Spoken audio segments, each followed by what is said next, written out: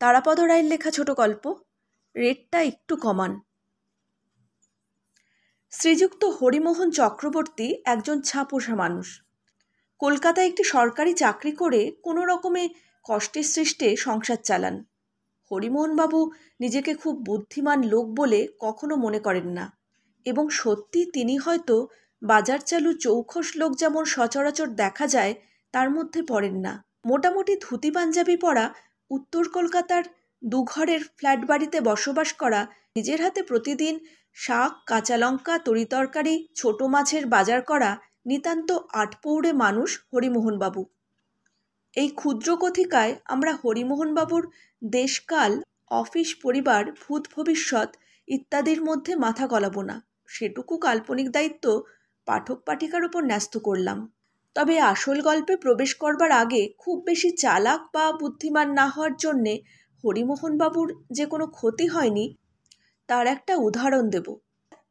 June মাসের পর থেকে কলকাতার ময়দানের ফুটবল দর্শকদের ভিড়ে ও অত্যাচারে অফিস ছুটির পর নিয়মিত অফিস যাত্রীদের ট্রামে বাসে চড়ে ঘরে ফেরা অসম্ভব হয়ে ওঠে।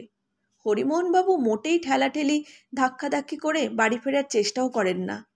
এদিকে ছুটির পর অফিসে বসে থাকাও তার মোটেই পছন্দ নয়। তিনি একটা বুদ্ধি বার করেছেন। রেড রোড আর মেয়ো রোডের মোড়ে যেখানে মহাত্মা গান্ধীর মূর্তিটা বর্তমান আছে, সেই মূর্তির পাদদেশে একটা রেলিংয়ে হেলান দিয়ে বিশ্রাম করেন। কখনো 50 পয়সার বাদাম বা ঝালমুড়ি কিনে খান। সেদিনও ওই রেলিংয়ে হেলান দিয়ে বসেছিলেন। দুপুরে অফিসে খুব ঝকমারি গেছে, খুব ক্লান্ত ছিলেন। ময়দানের স্নিগ্ধ বাতাসে কখন যে ঘুমিয়ে পড়েছিলেন। ঘুম ভাঙল হঠাৎ একটা লোকের ঝাঁকুনিতে। ধর্মর করে উঠে হরিমোহনবাবু দেখেন যে তার সামনে উঁচু হয়ে বসে আছে একটা লোক। লোকটার পরনে লাল প্যান্ট, সবুজ গেঞ্জি, গলায় হলুদ রুমাল গিঁট দিয়ে বাঁধা, হাতে একটা পিস্তল, মুখে হিন্দি না উর্দু কি একটা যেন ভাষা। ভাষার দরকার ছিল না, অন্য যে কোনো ব্যক্তি এক মুহূর্তে ধরতে পারবে এই পিস্তলধারী একজন ডাকাত, চলতি ভাষায় ছিনতাইকারী। সে হরিমোহনবাবুকে ঘড়ি, আংটি, পকেটের মানিব্যাগ ইত্যাদি দিয়ে দেবার জন্য ভয় দেখাচ্ছে। বলা বাহুল্য, হরিমোহনবাবু ভিন্ন অন্য যে কোনো ব্যক্তি হলে প্রাণ ভয়ে সঙ্গে সঙ্গে ঘড়ি, আংটি, টাকা লোকটির হাতে তুলে দিয়ে বড় রাস্তার দিকে চোঁচো করে দৌড় দিত। কিন্তু আমরা আগেই বলেছি, হরিমোহনবাবু তেমন বুদ্ধিমান লোক নন। ঘুম চোখে তার মনে হলো লোকটির চেষ্টা বোধহয় তার কাছে রিভলভারটি বিক্রি করার, তাই চোখের সামনে ওই অস্ত্রটা নাচাচ্ছে। হরিমোহনবাবুর ঘুণাক্ষরেও মনে এলো না যে লোকটা ভয় দেখিয়ে ছিনতাই করার জন্যে রিভলভারটা তাক করেছে। ছিনতাইকারী যত রিভলভার নাচায় হরিমোহনবাবু তত বলেন, হাম গভর্নমেন্ট সার্ভেন্ট হ্যাঁ, বেআইনি আগ্নেয়াস্ত্র হামকো নেহি লাগেগা। পিস্তলধারীর রিভলভার নাচাতে নাচাতে হাতে ব্যথা হয়ে গেল। কিন্তু হরিমোহনবাবু যেভাবে তার হরিঘোষ স্ট্রিটের একতলার ফ্ল্যাটের জানালা দিয়ে হাত নেড়ে দৈনিক অসংখ্য ফেরিওয়ালাকে বিদায় করেন নেহি লাগেগা বলে, ঠিক সেই একই ভঙ্গিতে উদ্যত পিস্তলের 6 ইঞ্চি দূরে হাত তুলে মানা করতে লাগলেন, নেহি লাগেগা। মিনিট 10 পরে হতবম্ব ক্লান্ত পিস্তলধারী দূরশালা বলে রণে ভঙ্গ দিল। হরিমোহনবাবু ধীরে সুস্থে উঠে শ্যামবাজারের ট্রামের দিকে এগোলেন। একবার শুধু ভাবলেন, কি দিনকাল পড়েছে রে বাবা, জিনিস না কিনলে শালা বলে গালাগাল দিচ্ছে। হরিমোহন চক্রবর্তী মশাইকে নিয়ে আমাদের গল্প, সে কিন্তু এখানে নয়, এর থেকে আরেকটু পরে, ঠিকঠাক বলা উচিত 4 মাস পরে। চক্রবর্তী মশাইয়ের ছোট বোন থাকেন রাঁচিতে, পাগলাগারদে নয়। সেখানে তার বিয়ে হয়েছে কয়লা কোম্পানির এক ইঞ্জিনিয়ারের সঙ্গে। হরিমোহনবাবুই বোনটির বিয়ে দিয়েছেন, তার ছেলের অন্নপ্রাশন। মামা হিসেবে হরিমোহনবাবুর উপস্থিতি আবশ্যক, কারণ মুখে ভাত তাকেই করাতে হবে। কলকাতা রাঁচির দূরপাল্লার সরকারি বাসে একটা টিকিট কেটে হরিমোহনবাবু অন্নপ্রাশনের ঠিক 2 দিন আগে উঠে বসলেন। চমৎকার যাচ্ছিল বাসটা।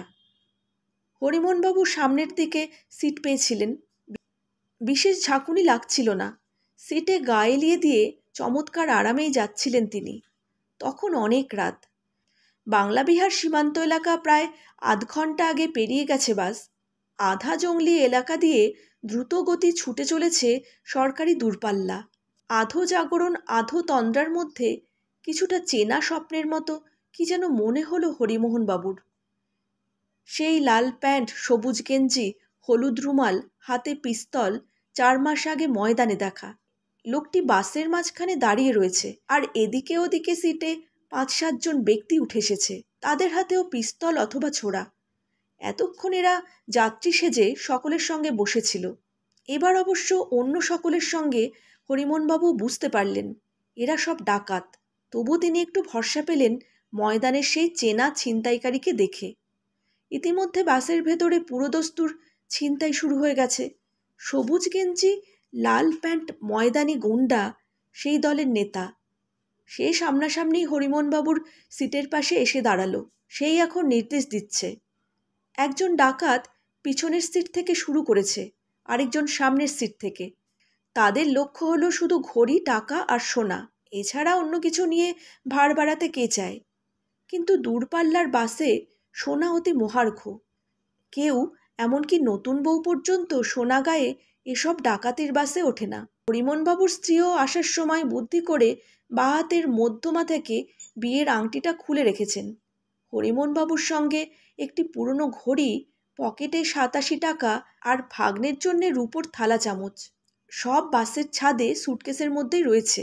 ইতিমধ্যে যে ঘটনাবলী বাসের মধ্যে শুরু হয়েছে সে শুধু রোমহর্ষক নয়, চিন্তা উদ্দীপক। সামনের এবং পিছনের সিটের দিক থেকে 2 ডাকাত ছিনতাই করতে করতে এগিয়ে যাচ্ছে। আর সেই ময়দানি পিস্তলধারী যে দলের সর্দার, সে প্রকৃতই গুরুত্বপূর্ণ ভূমিকা পালন করছে। গুরুত্বপূর্ণ ভূমিকা 2 ভাবে, 1 ঘড়ির দিক দিয়ে, 2 টাকার দিক দিয়ে। টাকা আর ঘড়ির কথাটা একসঙ্গেই বলি।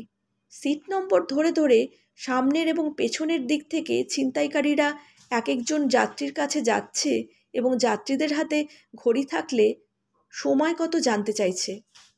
সময়টা মোটা দাগে বললে চলবে না, 2 কিংবা 2.25 এরকম বললে সঙ্গে সঙ্গে ছোড়ার বাট দিয়ে মাথায় ঠুকে দিচ্ছে হতভাগ্য যাত্রীর। চাপা গলায় হিসিস করে উঠছে, কি টাইম বলো? ঠিক টাইম মানে 2:13 12 সেকেন্ড, অথবা 2:07 50 সেকেন্ড। সে যাই হোক, একেবারে কাটায় কাটায় বলতে হবে। সময় জানার সঙ্গে সঙ্গে ছিনতাইকারীটি রিলে করে দিচ্ছে ঠিক সময়টা সেই ময়দানি সর্দারের কাছে, যে খাতা পেন্সিল নিয়ে হরিমোহনবাবুর সিটের পাশে বাসের রডে হেলান দিয়ে দাঁড়িয়ে রয়েছে। তারপরে কত টাকা পাওয়া গেল যাত্রীটির কাছ থেকে সেটাও জানানো হচ্ছে তাকে। ব্যাপারটা এইরকম, 7 নম্বর সিট, 2:14 30 সেকেন্ড, 27 টাকা সোনা নেই। সিটের পাশের ডাকাত চেঁচিয়ে জানালো। সর্দার নিজের হাতের ঘড়ির দিকে তাকিয়ে সময়টা প্রথমে দেখল, তারপর বলল, ঘড়ি নেহি লাগেগা। কিন্তু টাকার ব্যাপারে কিছু না বলে টাকার অঙ্কটা সিট নম্বরের পাশে নোট করে নিল। হরিমোহনবাবু একটু অবাক হয়ে গেলেন ঘড়ির ব্যাপারটা দেখে।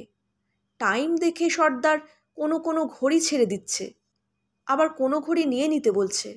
সরল প্রকৃতির হরিমোহনবাবু স্থানকাল পাত্র বিস্মৃত হয়ে নিতান্ত কৌতূহলবশত ছিনতাইকারী সর্দারকে জিজ্ঞাসা করলেন, সব ঘড়ি আপ কেন নেহি লেগা? লাল প্যান্ট, সবুজ গেঞ্জি, হলুদ রুমাল সর্দার একবার হিমশীতল দৃষ্টিতে হরিমোহনবাবুর দিকে তাকালো। তারপর কিছুক্ষণ চুপ করে থেকে কি যেন ভেবে বুঝিয়ে বলল যে পুরনো ঘড়ি ভালো না হলে আজকাল কেউ কিনতে চায় না। নতুন ইলেকট্রনিক ঘড়ি 25-30 টাকাতে পাওয়া যাচ্ছে। তাই খুব ভালো না হলে পুরনো ঘড়ি নিয়ে বোঝা বাড়িয়ে লাভ নেই, এর কোনো খদ্দের পাওয়া যাবে না। টাইম মিলিয়ে যে ঘড়ি রাইট টাইম দেতা হ্যায়, শুধু সেই ঘড়ি কেড়ে নেওয়া হচ্ছে। হরিমোহনবাবু দ্রুত সর্দারের হাতের ঘড়ির সঙ্গে নিজের ঘড়ি মিলিয়ে দেখলেন, প্রায় কাটায় কাটায় মিল রয়েছে। সর্বনাশ! কিন্তু ঘড়িটা তো একটু সাহস করলেই রক্ষা করা যায়। একটু সাহস করলেন হরিমোহনবাবু। সর্দারটি যেই অন্য এক যাত্রীর অর্থের পরিমাণ নোট করছে, হরিমোহনবাবু ঘড়ির চাবি তুলে ঘড়িটাকে আধ ঘন্টা ফাস্ট করে দিলেন। বুকটা একটু দুরুদুরু করছিল, কিন্তু সর্দার কিংবা অন্য ডাকাতেরা কেউ দেখতে পায়নি। ফলে সামনের দিকের লুট আহরণকারীটি যখন হরিমোহনবাবুর সিটে এসে পৌঁছল, তখন শুধু 87 টাকার ওপর দিয়ে গেল। রাঁচিতে বোনের কাছ থেকে ফেরার ভাড়াটা নিতে হবে, এই একটু অস্বস্তি হলেও তিনি অল্পের ওপর দিয়ে হলো এই ভেবে মনে মনে ভগবানকে ধন্যবাদ জানালেন। কিন্তু এরপরে আরও বিস্ময়ের ব্যাপার, হরিমোহনবাবু এবং বাসের অন্যান্য যাত্রীদের জন্য অপেক্ষা করছিল। টাকা পয়সা ঘড়ি সব সংগ্রহ হয়ে গেলে সর্দার খুব অভিনিবেশ সহকারে একটা লম্বা যোগ করল, 2733 টাকা। আর সঠিক টাইমওয়ালা ঘড়ি মিলেছে মাত্র দুটি। হরিমোহনবাবু দেখলেন সেই ঘড়ি দুটির পাশে 2x50 অর্থাৎ 100 টাকা হিসেবে ধরা হলো। একেবারে পাক্কা হিসেব। সুতরাং যোগ দিয়ে মোট 2833। টাকার পরিমাণ দেখে প্রচুর ভ্রুকুঞ্চন এবং জিভ দিয়ে চুকচুক করল সর্দার এবং তার সাগরেদরা। তারপর কিছুক্ষণ থম মেরে থেকে সর্দার তার সাগরেদদের বলল, টাকা ঘড়ি যার যার তাদের ফেরত দিয়ে দাও। ঘটনার এই বিবর্তনে হরিমোহনবাবু সমেত সবাই অবাক।